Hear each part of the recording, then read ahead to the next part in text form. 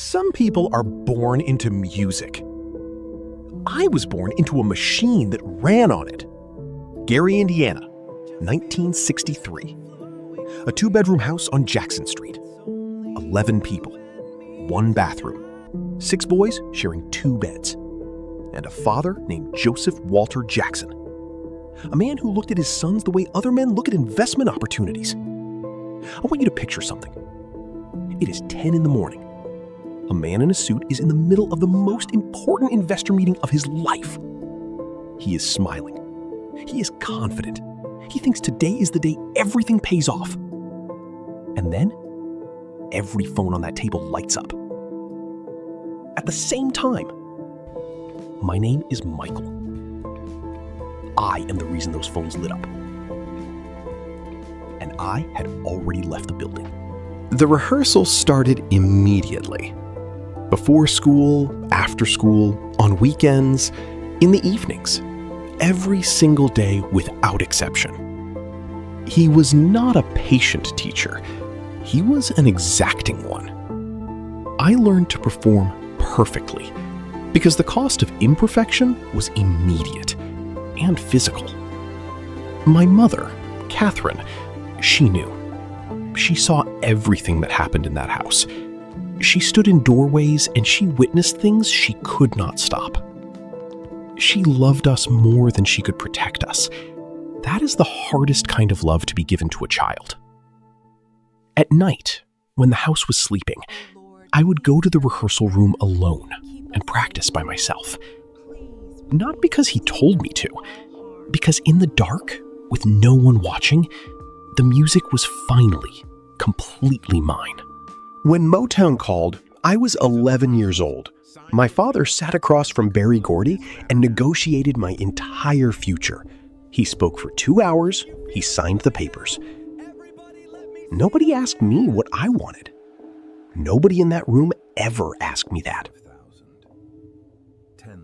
The records sold. The tours got bigger.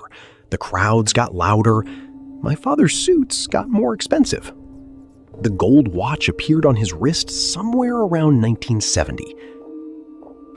I noticed it once. I never mentioned it again. He took management credit for everything I created. He gave press interviews about building the Jackson 5. He stood at podiums.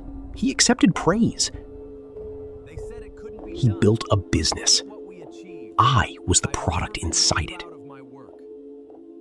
By the Thriller era, I was the best-selling recording artist on Earth. And I was still asking permission to make decisions about my own music. In 1984, the Pepsi commercial. We were filming on a stage in Los Angeles. The pyrotechnics fired too early. My hair caught fire. Something changed in me after that day. Not in him, in me. The pain started. The dependency on medication started. And alongside all of that, the clarity started. In 1990, I terminated his management contract. I sat across from my lawyers and I signed my name, and I did not hesitate once. The gate to Neverland had a lock on it. And for the first time in my life, I held the only key. In 1993, I told Oprah Winfrey what happened inside that house on Jackson Street. 200 million people watched me say it. Let him call it what he wants. June 25th, 2009. My father gave a press conference that afternoon. He was there to promote his new record label. He mentioned me briefly toward the end. Then he moved on to the business at hand. That single moment, that press conference, is the truest thing I can tell you about who Joseph Jackson was. He did not change once in the entire story. Not at the beginning, not at the end, not even then.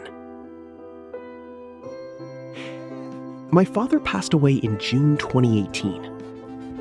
The music did not pass with him. 60 million people listened to my music every single month in 2026. The number keeps growing.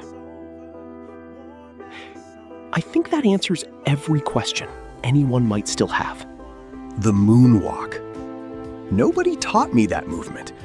I built it completely alone, in a room, by myself, late at night. The way I built everything that ever mattered. It cannot be put in a contract. It cannot be managed or sold or claimed. It cannot be taken from me. It was made inside me. Here is the only thing I want you to take from this story. He made me the greatest performer who ever lived. And he built that greatness through fear. I became who I am despite him, not because of him.